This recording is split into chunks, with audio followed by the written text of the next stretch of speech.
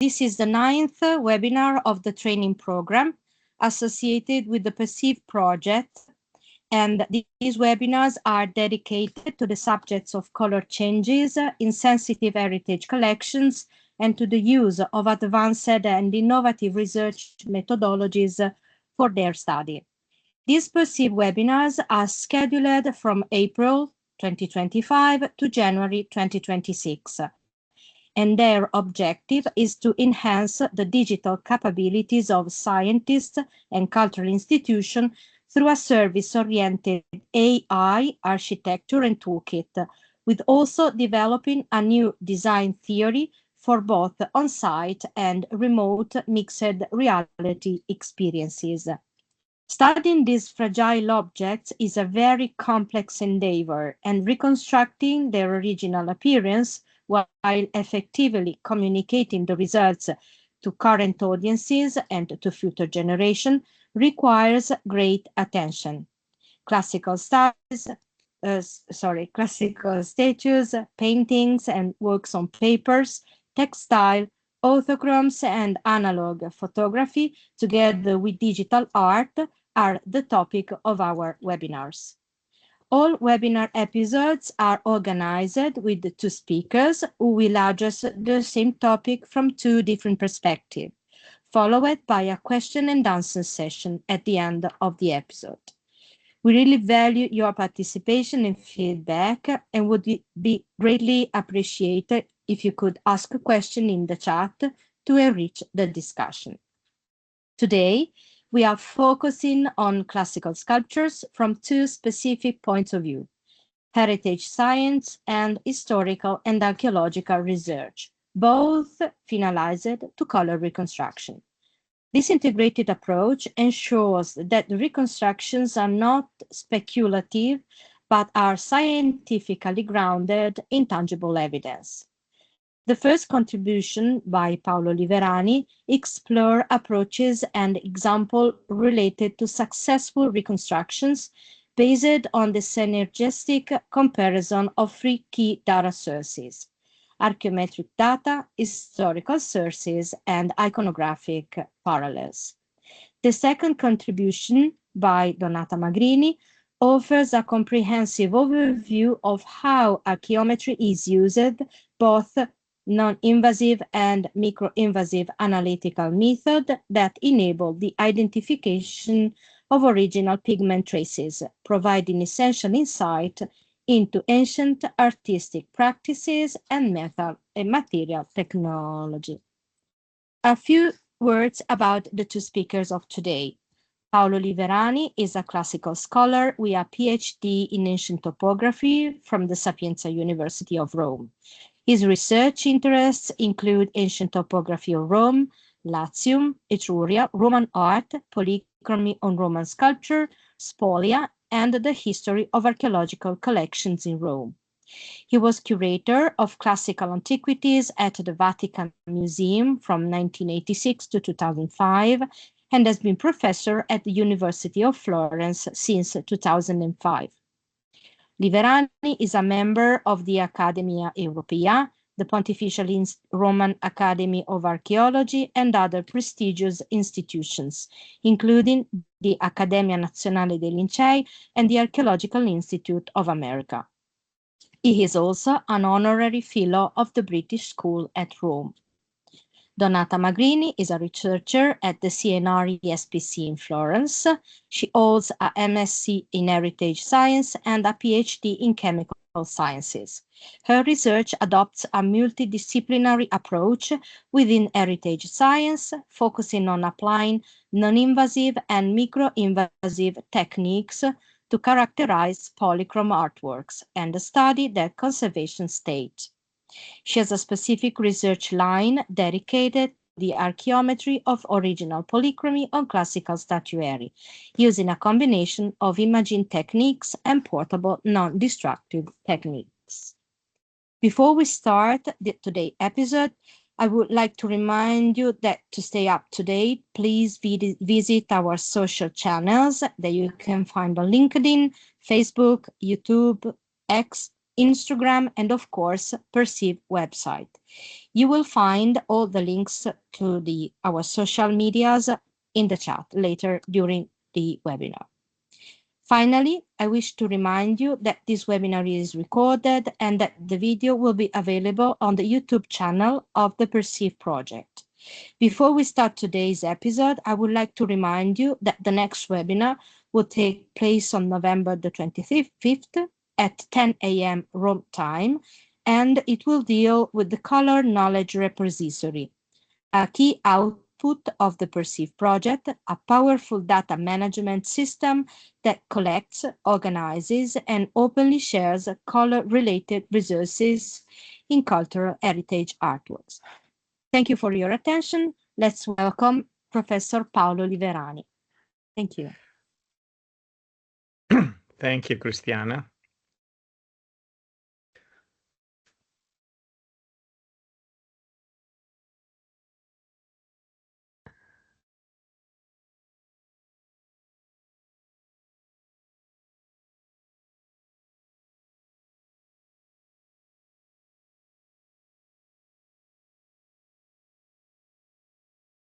Only a moment.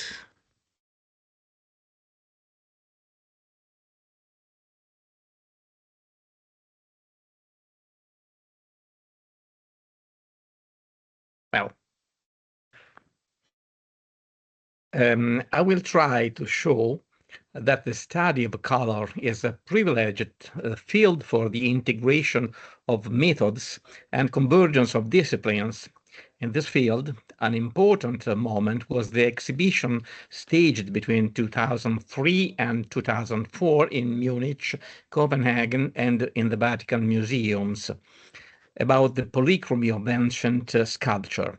The impulse was the desire to join forces in order to present the results of color research with its great potentiality to a wide international audience. Color in ancient sculpture was already a topic of discussion in the 19th century, but it had been neglected in the 20th century, and indeed was obscured by the wrong concept of an antiquity as white as the marble of Paros, which was widespread among the general public and sometimes also among specialists. This idea dates back at least to neoclassicism, but it was radicalized and taken to extremes between the two world wars, going far beyond the positions of Winkelmann and Canova.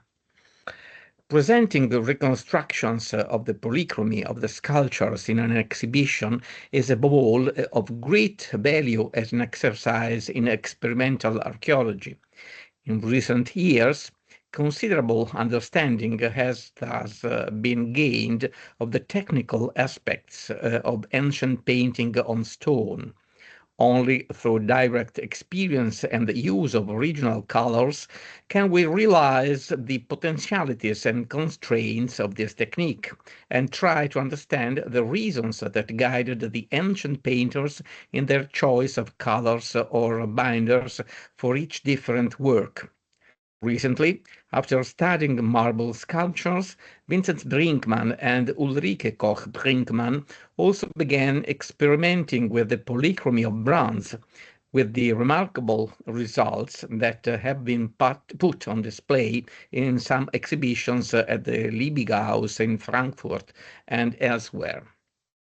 In addition to a better understanding of the technical aspects, the reconstructions proposed in the various exhibitions from Bunte Götter up to now also had a very powerful visual impact, both on colleagues and the general public. Overall, the results have been extremely positive, and if there were any critical voices, these helped to underline and better focus some elements of the method.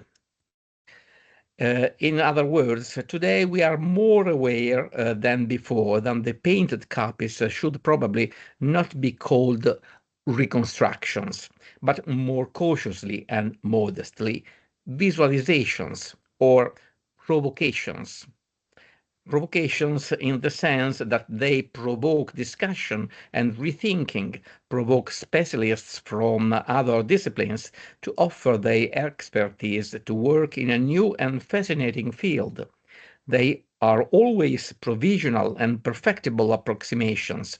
They don't offer a completely faithful image of the original work, which is irremediably lost. I would like to mention a personal memory.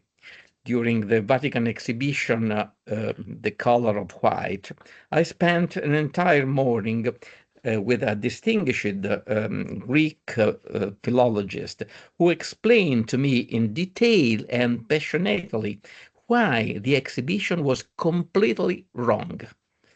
In the end, however, I was completely satisfied. The philologist had put such enthusiasm and passion into his demonstration that I had the sure proof that the exhibition had touched upon a topic of great interest, not only for the few specialists who dealt with it. Really important was not so much to be right about this or that specific point, but to open a way. The repercussions and impact of this research are manifold. From this perspective, we can reread and rewrite the handbooks of ancient sculpture and architecture with fresh eyes. We must reconsider our interpretative models of the execution and meaning of copies and replicas in sculpture. Jan Stube Östergaard made an important case in point in his very beautiful study of the replicas of the Sharra Amazon type. The rendering of details of the marble copies of this famous sculpture was negotiated each time, dividing the tasks between sculptor and painter. Even independently of the color, however, the theme of the seriality of ancient art, or if we want to borrow the terminology of Walter Benjamin, of the technically reproducible work, is gaining ground in archaeological research. I mention only Salvatore Setti's remarkable exhibition Serial Classic, or Arne Reinhardt's recent volume Reproduktion und Bild, but other examples could easily be added. However, we must not limit ourselves to the field of ancient art history. The theme has important consequences for the conservation of the works too, during excavation, restoration, and finally, in the ordinary maintenance of museums or monuments. During the Roundtable of 2013 in Athens, all the participants were impressed by the attention of our Greek colleagues paid to this aspect during the restoration of the monuments on the Acropolis. This renewal of the vision of ancient sculpture and architecture comes at a particular moment in the history of culture. As we all know, the importance of classical culture is progressively diminishing in the Western world. It is more difficult to convince a museum to organize an archaeological exhibition than one on medieval or modern art, even if the situation is not the same in all European countries. This phenomenon, in itself not a very happy one for an archaeologist, however, offers us an opportunity. As the status of a classicist culture is diminished, so the public becomes more willing to accept a new vision, that of a colorful classical antiquity, one that until a few decades ago would have encountered a strong resistance. The public is now more inclined to take in its novelty and to recover in this way an interest in ancient art and civilization that otherwise they would risk losing. In other words, the public today has a greater disposition to read these works with the eyes of an anthropologist rather than of a classicist. Another interesting element is the speed with which studies on ancient polychromy have developed over the past 20 years. This is due both to the improvement of the investigation instruments, now more accessible to researchers and easier to use, and to the lively discussion and collaboration between specialists in analytical and archaeological disciplines. Let's look, for instance, at the reconstruction, or rather the visualization, of the Prima Porta Augustus, one of the contributions to the Bunte Götter exhibition in 2003. It is clear that if I had to repeat this experiment today, I would rethink it in depth. 25 years ago, we were at the beginning of our research, and therefore, out of prudence, I had kept both the skin and the ground of the breastplate in the white of the marble, as our team had not been able to identify traces of pigment or binder on these surfaces. In the years that followed, it was shown that very often the statues were painted on the skin as well, and aided by the new technique of the visible induced luminescence imaging, VIL, we therefore repeated the investigation of the statue with the help of Giovanni Berri, the conservation scientist who developed the VIL method. Thus, we discovered slight traces of Egyptian blue, even on the part where the previous analysis had not been able to find anything. Today, we believe that the skin of the Augustus was also colored, while the ground of the cuirass was probably painted but white to simulate silver, a case attested by literary sources. Egyptian blue was used both to add a darker tone to the complexion and to give a colder nuance to the lead white, which otherwise would have had a hue tending towards yellow. It would be useful to submit other cuirassed statues to similar research. I mentioned just one other case, the cuirassed statue from the Augusteum of Ruselle, an Etrusco-Roman town near Grosseto in southern Tuscany. It is a headless statue, but for a series of typological and iconographic reasons, it probably represents Domitian.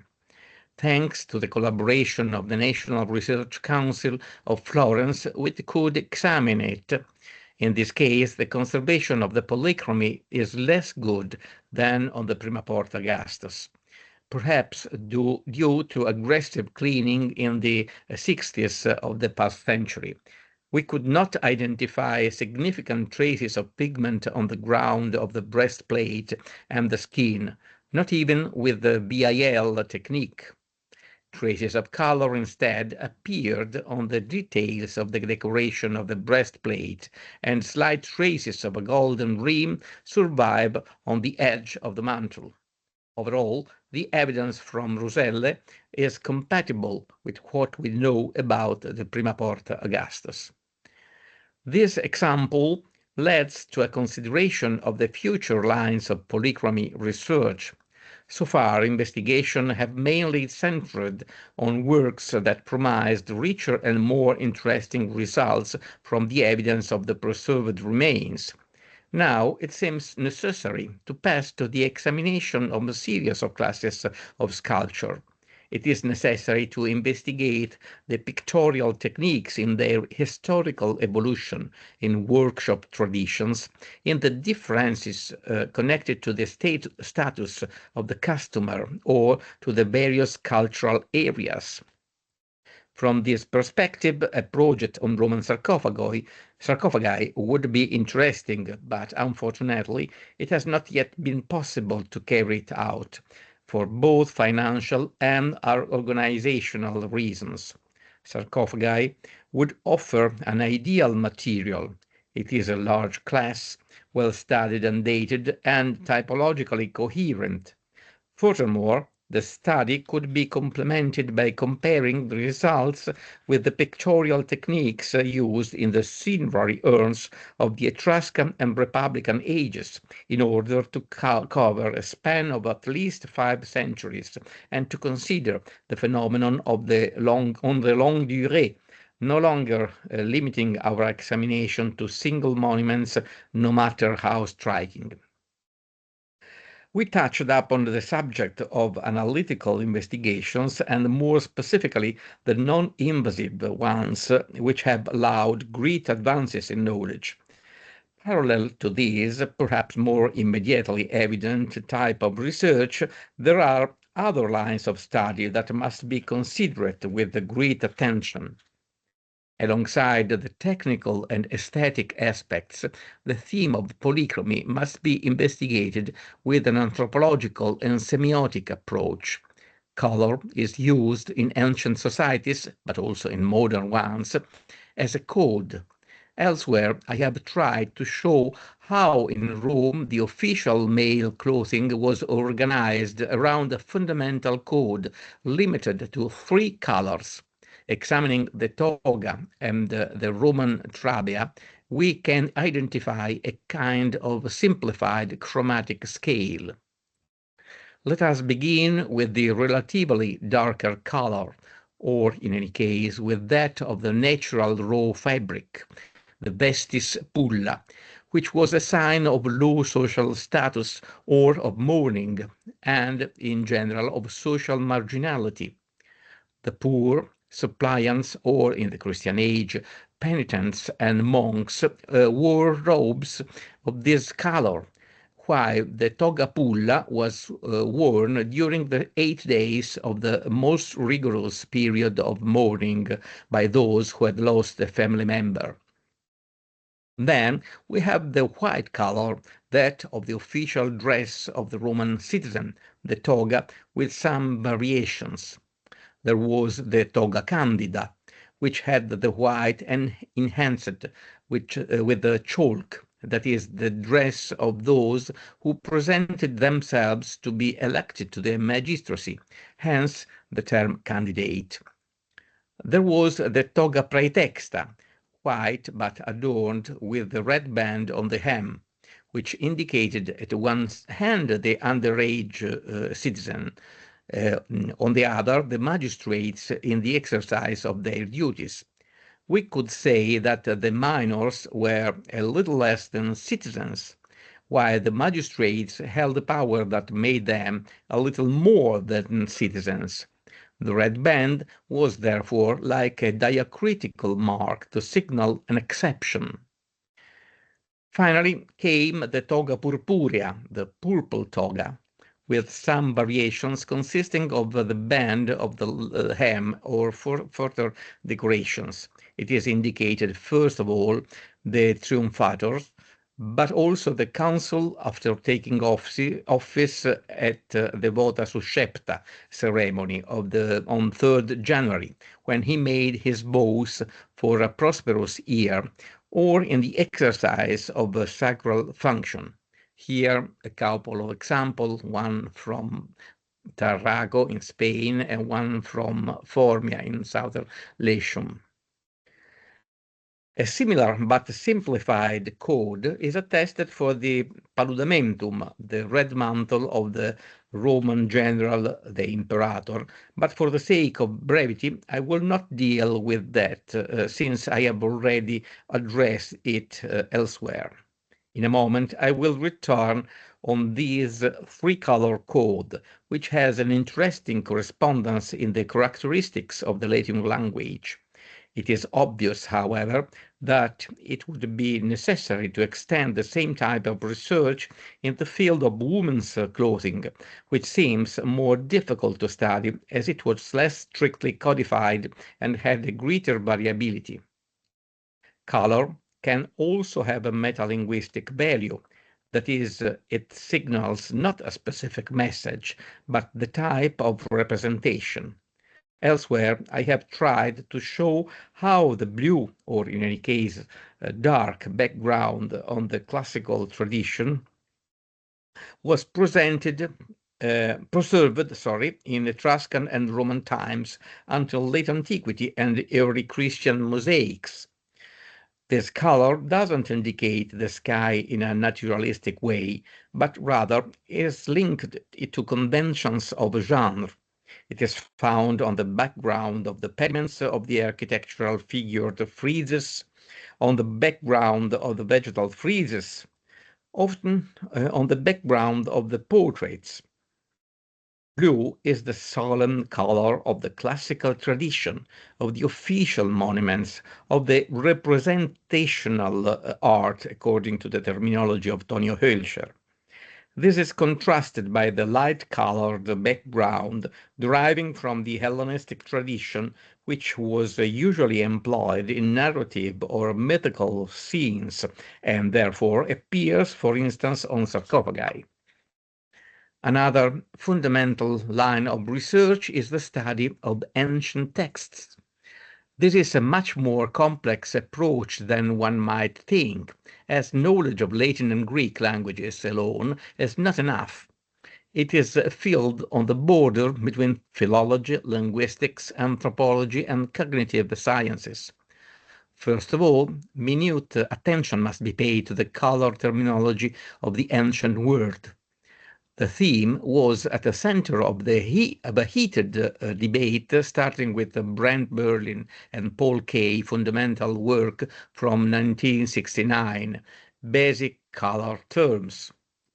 It was well known that different languages have a different number of terms to indicate colors, considering only the basic color terms.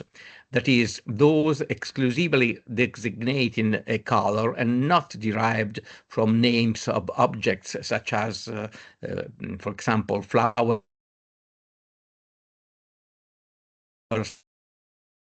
I shall simplify this definition, which is in fact far more articulated and complex.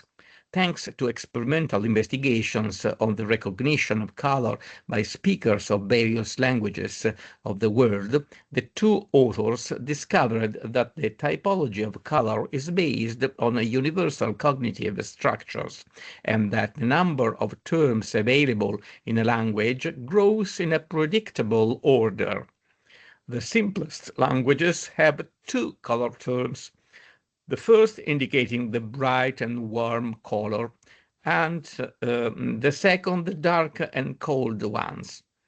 When a language has three terms, the third is always red, the first true color, so to speak.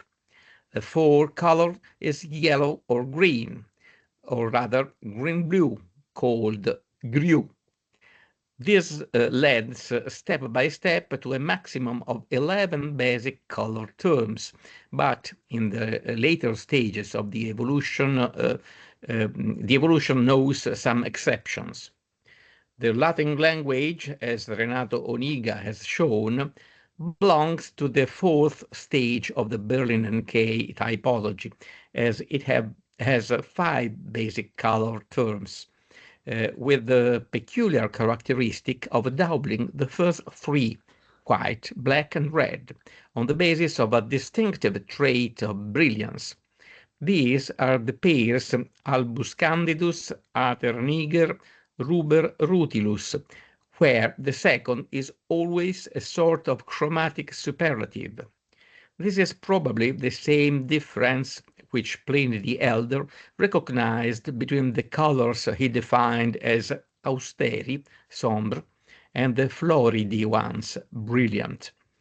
It is evident that this observation of a linguistic nature has anthropological implications and probably explains the origin of the chromatic code of the toga and the paludamentum we mentioned above. This example clarifies better than many discourses of the need to keep archaeometry, archaeology, philology, linguistics, and anthropology together. We can make progress in this direction, seeing that there are not many studies on the subject. For the Latin, I have already mentioned Oniga's article, and then we have, of course, the very erudite volume by Jacques André, slightly dated, but still a seminal work. For the Greek, there is Eleanor Irvin's essay, Color Terms in Greek Poetry, and regarding the lexicographical aspects, the first two volumes by Maria Fernanda Ferrini recently appeared in the series Chromata, il lessico dei termini greci di colore. On the more strictly philological side, a careful and critical rereading of the Greek and Latin sources has been carried out with remarkable results. I'm thinking first of all of the works of Oliver Primavesi and now of that of Felix Henke. Their studies have cleared up many misunderstandings and provided a wealth of evidence for further reflection. Now, the great work carried out for classical antiquity could continue on the late antique and patristic texts, which are very rich in precious annotations. I myself tried some first and small sampling by collecting the sources on the portrait on wood and on the technique of schiagraphia, that is, of the preliminary drawing on which the color is subsequently applied. A type of source which has not yet been taken into serious consideration in our field is that of the collections of recipes from late antiquity. Unfortunately, we have probably been deprived through the general loss of ancient texts of the part which would be of the greatest interest to us. The two best known classical authors of color studies, Vitruvius and Pliny the Elder, divide colors into two large groups. Vitruvius recalls, on the one hand, the colors that are found in fixed places and dug up there, and on the other, the artificial compounds of different substances treated and mixed in proper proportions. In his work, Vitruvius dedicates 7 chapters to natural colors and only one to composite ones, which we would define as artificial. Pliny also distinguishes between these colors which are obtained natura and those mixtura, that is, naturally or by artificial means, and lists the former, those that nascuntur, that are found naturally, separately from the latter, which finguntur, that are manufactured. This subdivision reflects the alchemical Hellenistic tradition dating back to Democritus, who distinguished the hierokmeta, the handmade and therefore artificial products, from the physica, the natural ones whose treatment was undertaken separately. This subdivision is still found in a later important work, the Mappe Clavicula, a 5th century AD Latin text translating a 4th century AD Greek original. It is a collection of recipes relating to the coloring of metals, especially precious ones, gold and silver, but also of artificial gems and fabrics, especially purple. As has long been recognized, the strange name of this treatise derives from an error in the Latin translation of the original Greek title, which we could reconstruct as Kleidion Hierokmeton, the Index of Artificial Products.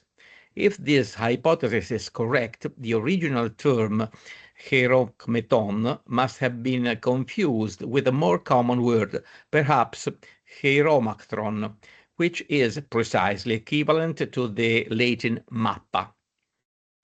It would therefore seem that treatises on artificial products, one of the two strands of technical literature which Vitruvius and Pliny could read, survived to a greater extent, perhaps because of their more elaborate and technological interest.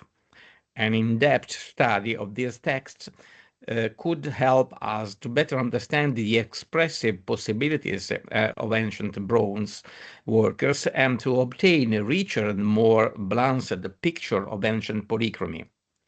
I end with the final prospect of a further broadening of our field of research in the transition from the traditional approach to sculpture studied in black and white to one that recovers the knowledge of colors.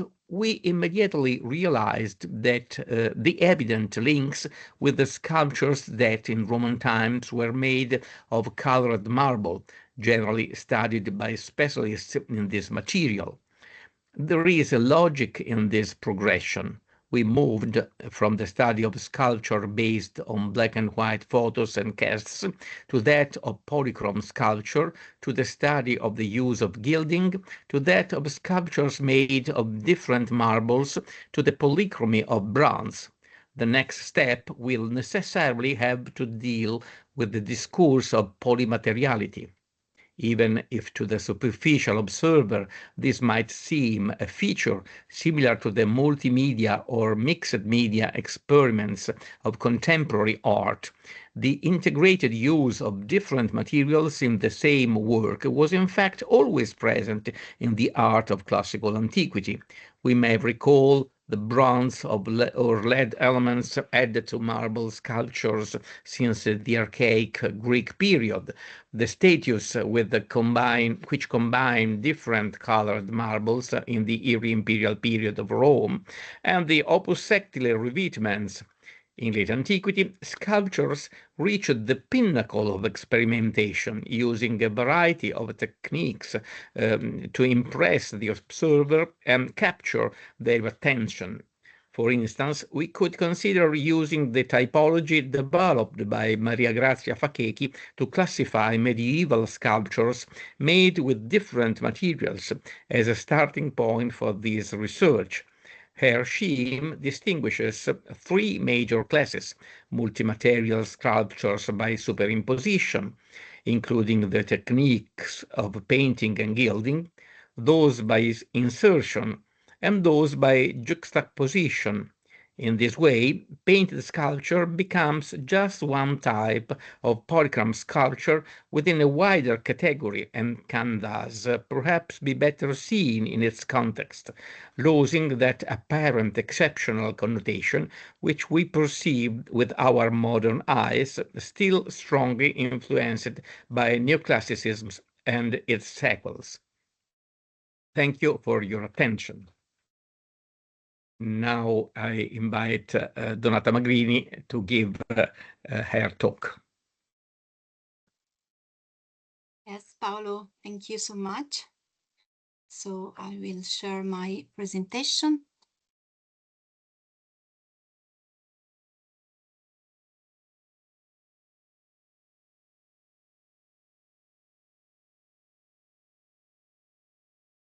So you see, it works? Yes. Okay, so we can start. So thank you so much for your interesting contribution. And I move to my webinar, and with my presentation, I would like to outline part of the objective of the Lost Polychromy scenario in the framework of Perceive project. The main goal of the project was to support the reconstruction of the original appearance of polychrome statue by enhancing the quality of rendering, improving current methodologies, and accelerating the traditional workflow. The project main workflow, it's organized around 4 principal actions, each addressing a critical phase of the reconstruction process. Our upcoming webinar will concentrate on action 1, so advancing the knowledge. This initial action is dedicated to deepening our understanding of the artifact by extensive archaeometric survey. The investigation is specifically designed to characterize the original paint materials, focusing on 3 key aspects. The first one is the original pigment palette composition, so identifying the chemical composition of residual colors to determine the full range of pigments used by ancient artists. Then to reconstruct the ancient paint technique, so analyzing the application methods, the binders, and the mixture in order to understand the original execution techniques employed. And then to define the current state of conservation, so to assess the condition of the surviving traces to allow for more conscious future conservation intervention.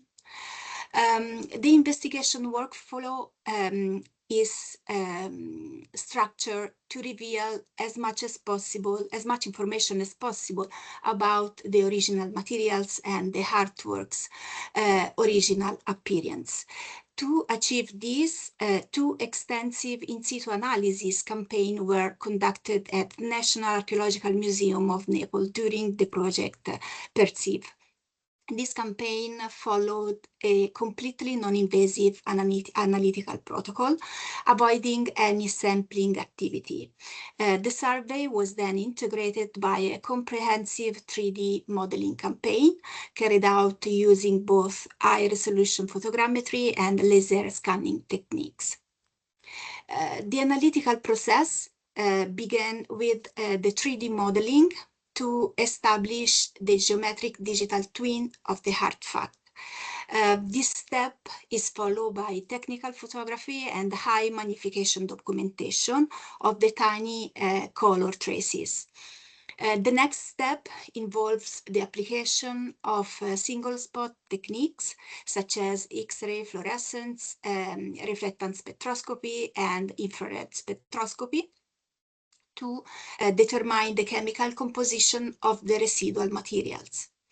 Once the palette composition has been established, a series of paint replicas were created to reproduce some of the possible representative combinations of the identified pigments and binders.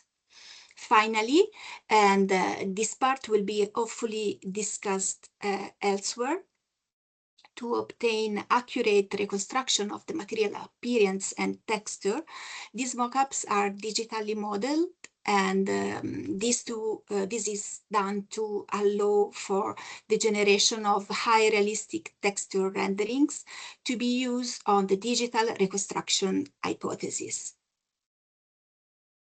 So moving to the first case study that we analyze in Perceive. The first case study focuses on selection of marble statues from the National Archaeological Museum of Naples, all representing the Venus Anadyomene iconography. This iconography literally means Venus rising from the sea, and is defined by the gesture of the goddess with her hands raised, drying water from her hair. The selection of this case study was motivated by the extensive dissemination of this iconography across the collection of the museum, but moreover across the various media, including frescoes, bronzes, mosaics, and early post-excavation historical reproduction.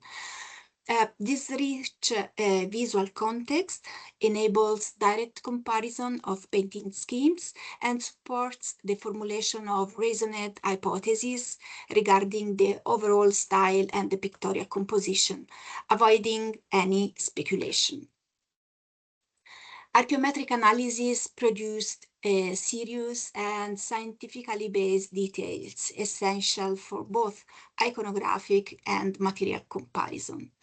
A primary example is represented by ultraviolet luminescence photography that allow to accentuate fine details on the statuary, particularly enhancing the drawing of the eyes, the curves, and the coloring of the lips. Furthermore, UVL, ultraviolet luminescence, allow for the spatial detection of a specific material exhibiting a characteristic orange fluorescence across the surfaces, suggesting the presence of an organic dye. This colorant was detected specifically on the drapery of two of the Venuses under study, the number 6298 from the Iseum in Pompeii and the 6292 from Pompeii and part of the collection of the MAN. A remarkable material difference was observed on Venus 6292, which exhibited a decorative pattern along the edge of the garment, rendered with a distinct dark red line. This specific detail suggests a more complex artistic execution for the statue respect to the other. Egyptian blue was also identified in the drapery color scheme as revealed by VIL, a visible induced luminescence. It's dispersed on the drape of Venus, number 6298, while exhibits a higher concentration along the garment edge of the Venus, number 6292. Specifically on this Venus, macroscopic examination of the image reveals the combined use of blue, pink, and red within the decorative pattern of the edge. This highlights again a difference between the pictorial schemes and confirms the use of a more sophisticated painting technique, providing data on the pigment combination used to achieve the desired effect. Spot analysis validated the hypothesis done till now by both reflectance spectroscopy and X-ray fluorescence. The red pigment was identified as cinnabar, and the presence of Egyptian blue was also confirmed by reflectance spectroscopy and X-ray fluorescence, revealing the signal of copper. The iconographic comparison and the archaeometric investigation jointly reveal the use of a yellow ochre, an iron-based pigment, for rendering the hair color across the analyzed statue of Venus.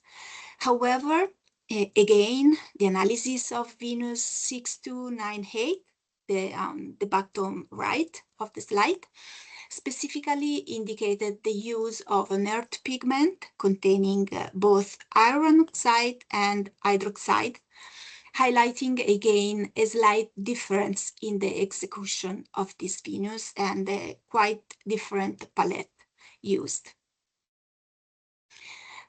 Moving on to the second case study, the famous Venus in a bikini from the Man collection was selected, and again the analytical workflow was more or less the same as for the Venus Anadyomene group. The statue was discovered in Pompeii and received its popular name from this distinctive gilded strophion that decorates the body of the Venus, represented in the act of preparing herself for a bath.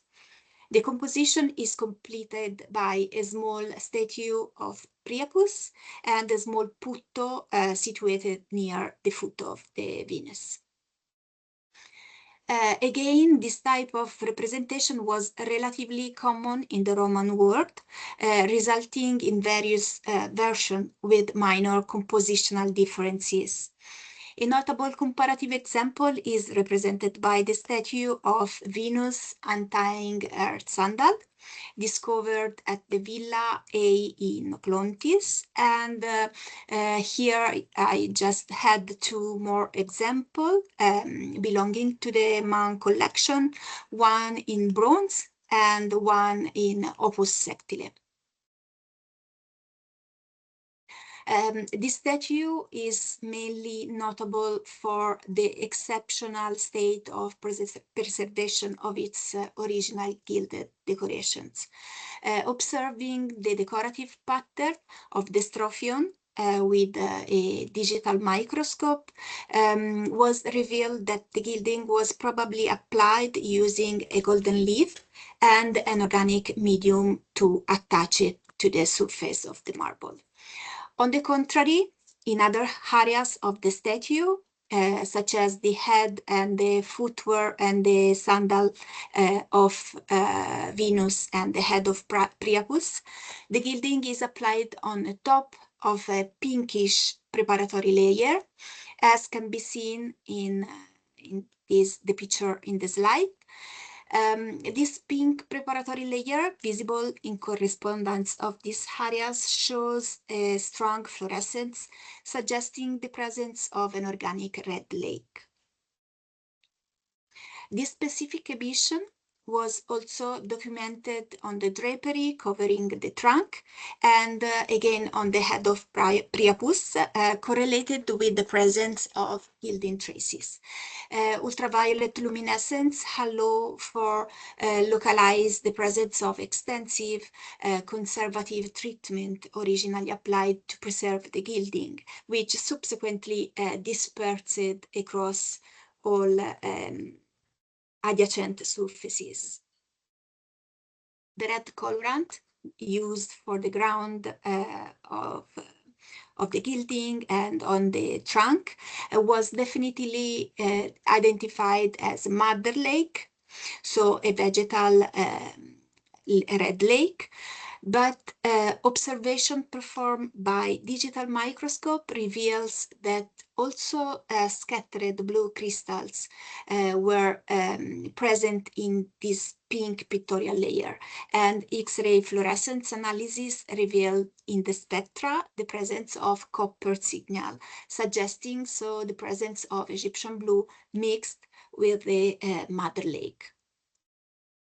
On the drapery, covering the trunk, VIL revealed dispersed traces of Egyptian blue, and this finding confirms a common observation across the Venus statues, so the co-presence of Egyptian blue and Mother Lake mixture. Unfortunately, the non-invasive approach do not allow us to define the exact stratigraphy or the exact mixture used as a preparatory layer for the gilding. Therefore, at this moment, it is not possible to advance a reliable reconstruction hypothesis for this specific area without sampling. So further in-depth analysis is needed for this purpose. So the workflow adopted by Perceive for digitally reconstructing lost polychromy on classical sculpture combines an experimental and computational approach based on 6 steps. Once the materials were fully characterized from the scientific point of view and the iconographic comparison had been carried out, the workflow required producing paint replicas based on the archaeometric analytical results. To replicate the original appearance, a series of mock-ups were created using the identified paint materials and guided by ancient historical sources like Pliny, Vitruvius, Theophrastus, who provided essential description of ancient paint techniques and pigment recipes. To recreate the appearance of original polychromy, 2 replicas of the same set of paint mock-ups were fabricated on both Pentelic and Paros marble, the same marble used for the real statues analyzed in these frameworks to reproduce the texture, the translucency, and the overall impact of the marble on the final color. The replica were designed to simulate the complex interaction of light between the marble surface and the overlying paint layers, as well as the effect of the natural veins in the marble. To this end, a selection of pigments, combination, and stratigraphies were created, following as closely as possible the description found in ancient sources and the result obtained on real case studies by the scientific survey. The paint were applied to marble cubes, each measuring 5 by 5 by 3 centimeters, and each surface was then divided into 9 distinct squares. The marble cubes were painted following a structured approach, simulating different application methods respect to the ground layer, the superimposition of paint layer, the lightness variation, the pigment combination, so various binary and ternary mixture with different ratio and layering were prepared in order to obtain a representative combination, always based on the scientific evidence. To capture the appearance of the mock-ups, materials, these were measured and modeled to provide accurate reproduction of the visual properties of real-world materials. And once the data is processed, the result provides a versatile digital representation of the surface. The extensive dataset gathered during our project campaigns have indeed been used to develop dedicated tools and prototypes. If you want to know more about these developments, please follow the next website, the next webinars. You can have updates on our website, social networks, and so on, and you can find all the information you need. So I move to the final consideration and remarks. First of all, thank you all for joining today for this in-depth look at the approach to ancient polychromy study. We hope that this webinar demonstrates how the reconstruction of the original appearance of polychrome artworks requires a multidisciplinary approach to go beyond a simple speculation. The reliability of any reconstructive hypothesis depends on the synergy of the fundamentally data sources, such as the scientific sources, the iconographic and stylistic comparison, and the historical sources in order to integrate all the information. Only this careful integration guarantees the reconstruction, whether digital or physical, is scientifically based and allow to transform lost traces into evidenced knowledge. Regarding the possibility to reconstruct and to communicate the original aspect of an artwork, the scientific data are then transferred and translated into reliable digital evidence, providing a strong base ground for authentically reconstruct the original aspect of ancient statuary. I would like to conclude with a huge thanks to Professor Paolo Liverani, for co-leading with me this webinar, but also my colleague for their contribution to this research. I thank again Cristiana for the introduction and for this webinar, and thank you once again for your participation. Well, thank you so much, Donata, and thank you so much, Paolo, for your absolutely amazing presentations that introduced us to the fabulous world of ancient polychromy on a specific work of art, which is the classical sculpture. And thank you so much, because you reached the point from the research, which is the primary step we are getting into when we decide to study a statue that is a classical statue that is represented by the case studies that you highlighted during your presentation, and not only the archaeological or historical point of view, but the diagnostic and analytics point of view. And so thank you very much for representing all the challenges and also the difficulties we face every day studying those kind of artifacts. We have questions for you. So if you don't mind, I can start reading the question. The first are for Paolo. The research on polychromy has changed radically in the last 10 years. What can still be improved? What is the main difficulty you encounter when you're proposing research on ancient polychromy while deciding to study in a work? I think that these are from the archaeological and museum point of view. As an archaeologist, what are your hopes for the future of this line of research? Yes, thank you for the question. It is a very wide question with about the future of our research. Yes, the difficulty is to yes. Is a general difficulty to obtain to build a group with also younger people involved for collecting new evidences and to push forward the research.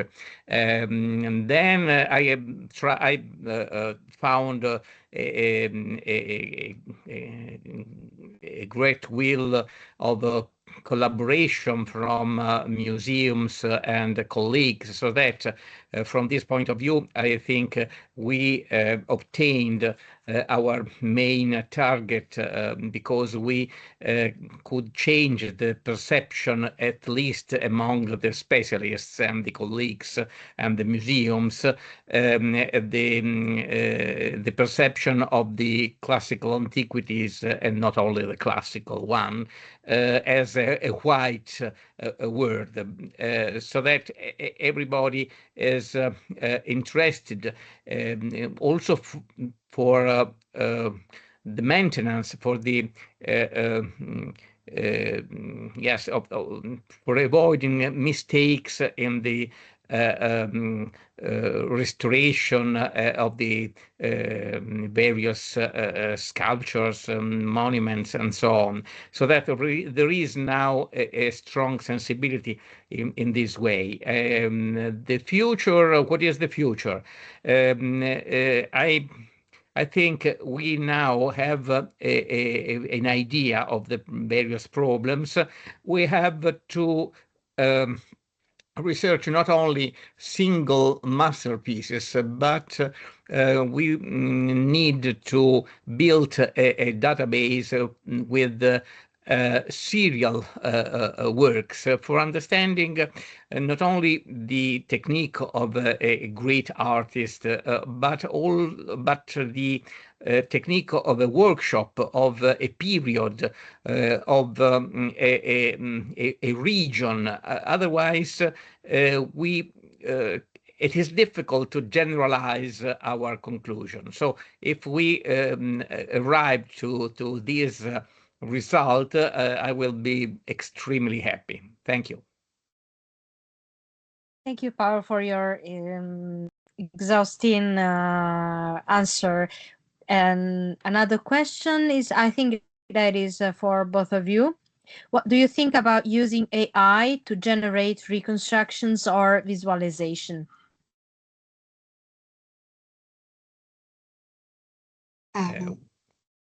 Please, would you like to answer, Donata? as you want, please. It's not that simple question. Well, it's not so easy to answer because the project per se was mainly dedicated to the application of artificial intelligence to reconstruct the ancient polychromy in this scenario, but also to reconstruct faded colors in paintings and in the other scenarios of the project. So I think that the application of the AI today is something that is promising and powerful, and it's a field that is evolving very in a fast way. But for the moment, I think that the artificial intelligence is useful in order to speed up the procedure. For example, in the reconstruction of the polychromy, the uncontrolled AI procedure is not yet ready, because we have some problems in the number of data set which are used to train the AI. So at the moment are not enough to have a good reconstruction of the color, but it can be used to help scholars, to help heritage scientists in elaborate the data, in elaborate the data extracted from the modeling. For example, I didn't talk about this part in my webinar, but there's one action in Perceive that is dedicated to the modeling of the data extracted from the mockups to be used as a texture to render the hypothetical reconstruction. So in this sense, the use of AI is extremely important, and it's extremely acceptable and useful. A direct reconstruction made by AI at the moment is not feasible. May I add some consideration? Sure. I would like to mention the experiment of a dear colleague, Harikia Brekulaki, who worked with artificial intelligence about the enhancing, more than the reconstruction, of the quality of the image of the fresco, of the painting. It's not a fresco. The painting on the facade of the Hunt tomb, a Macedonian tomb of the 4th century, which is extremely complex and of a great beauty, and to fill the gaps, the lacunae, and to integrate some parts with the schemes, like the ground with the sky, the terrain, or the leaves of a tree. It was extremely useful. Of course, arriving to integrate figural parts, the portrait of one of the figure portrayed in the painting, it was necessary the help of an artist who tried to integrate this part, so that at the end the result is a much more clear and detailed hypothesis, visualization or provocation, as I said, of the paintings, and it is more legible than before. But for the sculpture, there are more problems to solve, I think, like Donata. Thank you so much. Another question, Donata, I think this is for you. What are the challenges that diagnostic must face, and what are its limitations? Thank you, Cristiana. I suppose that this question is related to the analysis of traces. I can imagine. Yes. So, well, first of all, what we have today is just a tiny trace of paint material. So, first of all, it's really hard to analyze traces which are so tiny and with so small dimensions. So, I think that this could be considered the main challenge in this in the analysis of lost polychromy. But first of all, but also we can consider the conservation state of these tiny traces, which after centuries of burial and after the excavation, after intentional conservative intervention, which sometimes are really invasive. So what we have today is something that is completely different from the chemical point of view. I mean, so it's completely different from what there was on the statue in the original. at the origin of the statue. So what we have today is something that have molecular and molecules which are changed during the time, and so it's quite complicated, more than using traditional analysis to identify the exact original materials. And moreover, we can consider that what we have is just a punctual information, so is not representative of the whole area that we are analyzing. For example, what I have in the hairs of the Venus is just a tiny trace.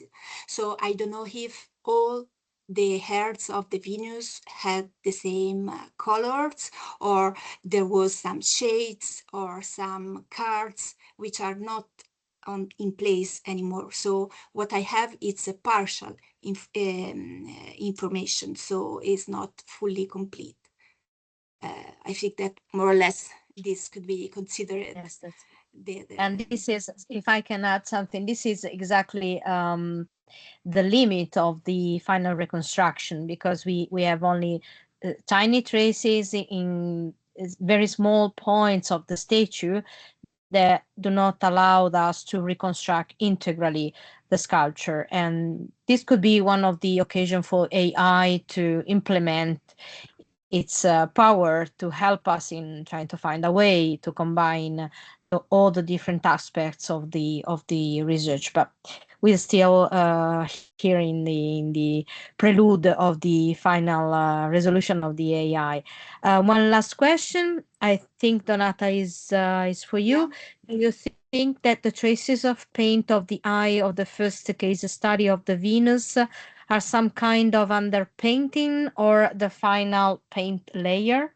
No, I think it's the underpainting, underdrawing. I don't know how to call it, but it's not the final aspect of the eye. For sure, there was something on the top. We have some case studies similar to this one, where we have a partial still in presence stratigraphy of the reconstruction of the construction of the eyes, and we have this underpainting, and then we have the pupils and the sclera, and then so on with the lashes and so on. So it's like I think it's an underpaint. Simplified. Thank you so much. There was someone that was just typing a question. We are rushing because we have no more time. So please, if you have any other question, if you can very quickly write them in the chat. No more question. Oh yes, somebody's typing. Okay, another question. I believe that it is human nature to try to classify and systematize knowledge. Don't you think that by classifying we impoverish the thousands of nuances that distinguish even individual human experience? It's for both of you. It's very... Maybe I could say something. We are not, our study is not an exercise of critics of art, but we are trying to understand the perception of these works, and it is also difficult to say whether the most part of the painted sculptures we have seen today, whether it's really works of art according to our idea of art, because in the ancient time the situation was completely different. There is a great bibliography about the problem of the social role of the artists and so on. So that we try to understand the an image which could be an approximation. We cannot arrive to perceive the nuances of the hand of Apelle or something like that. So that it is we cannot ask this result to our research. We don't have the tools and the possibility, unfortunately. And Paolo, if you allow me to add something, it's not our purpose to reconstruct Exactly. what we are not able to even imagine. So our job is to try to find out the best way to know in depth a sculpture and try to suggest the way maybe it was in origin, because color corresponded to a significance. So our aim is to try to let those works of art speak again. It's not only functional to reconstruct digitally to have an idea that we can't have. So we need to be very clear in this point, and you highlighted very in a very amazing way the limit and all the challenges of the future of our research. So let me thank you. Yes, of course, I admire your works and efforts. Thank you. So this is for you. Thank you. Let me thank you again for being here, for having accepted my invitation to speakers of our series of webinars. So thank you, Donata, and thank you, Paolo. For all of you, please follow us on our social medias, and the next episode will be in the 25th of November at 10 a.m. Rome time, and we will discuss about another very important topic of this kind of research, which is the repository to help scholars all over the world to collect data, to share data, and to improve our research. So thank you very much for all of you that were present today. Thank you again, Donata, and thank you, Paolo. Thank you, Bye. Luciana. Thank you. Bye. Bye-bye.